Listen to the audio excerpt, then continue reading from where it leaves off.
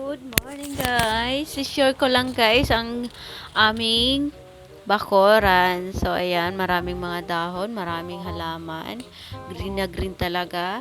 Ayan, at may konting usok-usok pa. So ayan, nasama rin yung inahin at mayroon ding apat na sisiw. Ayan, tumutok na kanilang mga pagkain.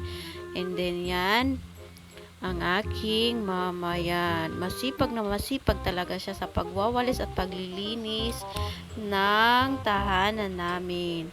And then, ang sipag niya rin magtanim ng mga halaman, puno, kaya yan. Wow! Ang daming green sa aming bakuran. Wow!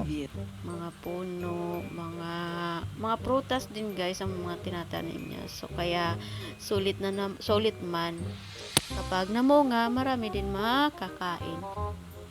At ito nga pala yung halaman niya, nagustuhan ko siya, kaya yan, sumaglit ako na kumuha ng mga ilang piraso.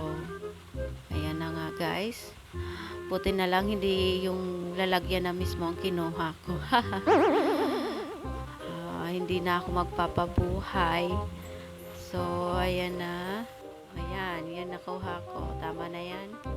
Mayroon naman akong pagkalibangan sa aking bahay. And then, ayan yung mga tanim niya guys. Yung mga strawberry. Yan, pinaparami niya. Yan, dami niya mga tanim na mga halaman.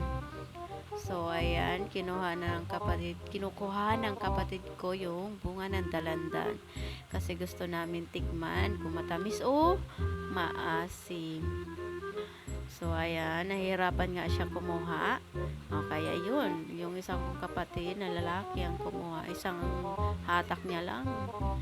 Hulog talaga yung dalandan at gumulong sa may aso. So, ayan na nga kinuha ko. And then, ipinasa ko rin sa aking kapatid. Kasi sa kanya daw yon. Kaya yan.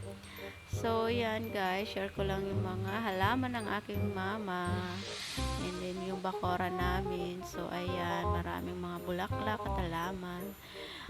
So, ayan lang guys. Share ko lang. Hanggang dito na lang. Maraming salamat.